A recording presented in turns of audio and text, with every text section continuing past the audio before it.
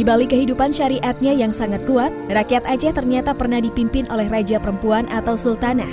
Dan tidak hanya sebentar, namun berlangsung hingga 58 tahun, yakni pada masa Kesultanan Aceh Darussalam, kerajaan Islam yang sebenar-benarnya itu. Sebenarnya sebelum Kesultanan Aceh Darussalam ada di muka bumi, Aceh juga pernah punya wanita pemimpin.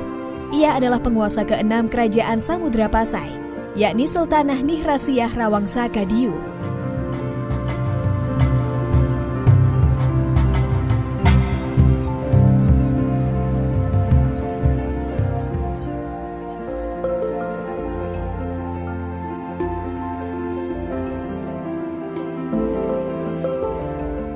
Inilah raja wanita perdana di Aceh dan satu-satunya sultanah dalam riwayat pemerintahan Samudra Pasai yang berdiri sejak 1267 serta diyakini sebagai kerajaan Islam pertama di Nusantara, bahkan di Asia Tenggara itu. Ratu Nihrasiah berkuasa selama 28 tahun dari 1400 sampai 1428 Masehi. Sultanah Nihrasiah termasuk penguasa paling gemilang yang membangkitkan kerajaannya dari trauma akibat serangan Majapahit.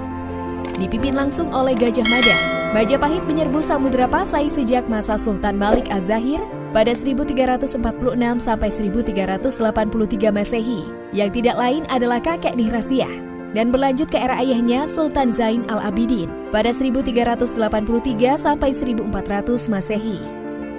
Dalam buku Wali Songo dengan perkembangan Islam di Nusantara karya Abdul Halim Basah disebutkan, Ratu Nihrasiah berperan besar dalam memajukan Samudra Pasai, termasuk menjadikannya sebagai pusat perkembangan agama Islam yang besar dan kuat. Sepeninggal Sultanah Nihrasiah sejak 1428, Samudra Pasai berangsur-angsur mundur. Riwayat Samudra Pasai benar-benar tamat setelah pada 1524 seluruh wilayahnya dikuasai oleh Kesultanan Aceh Darussalam di bawah pimpinan Sultan Ali Muhayyad Shah pada 1496 sampai 1528 Masehi.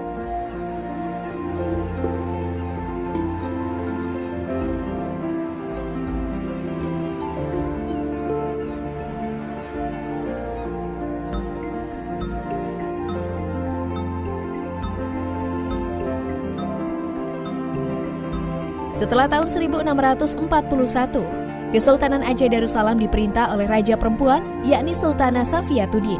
Ia adalah anak tertua Sultan Iskandar Muda yang lahir dengan nama Putri Sri Alam pada 1612. Seperti yang tercatat di berbagai referensi, Sultan Iskandar yang berkuasa pada 1607 sampai 1636 Masehi merupakan penguasa Aceh Darussalam yang paling jaya dan masyhur. Sultan Iskandar Muda yang wafat pada 1636 tidak punya putra mahkota dan digantikan oleh Sultan Iskandar Sani, menantu almarhum atau suami Putri Sri Alam.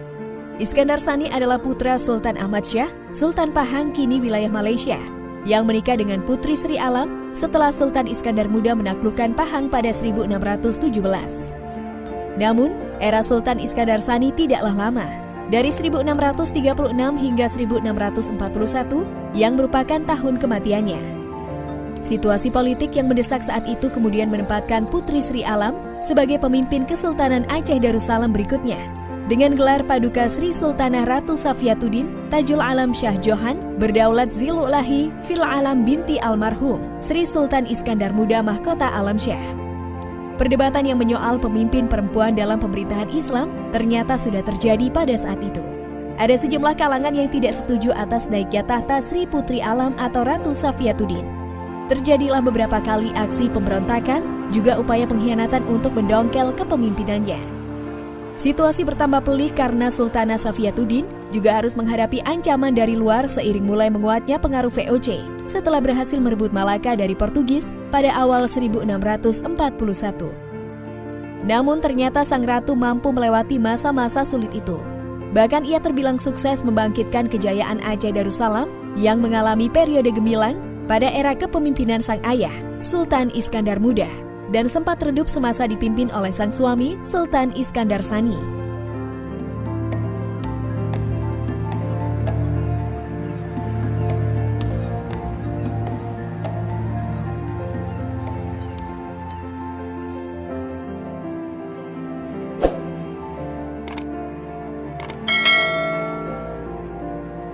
Ratu Safiatuddin berhasil mempertahankan hubungan diplomatis dengan kerajaan-kerajaan lain sehingga nama besar Kesultanan Aceh Darussalam tetap terjaga.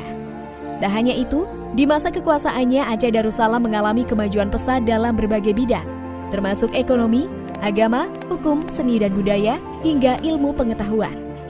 Dalam masa pemerintahan Ratu Safiatuddin inilah perpustakaan negara didirikan dan diperluas.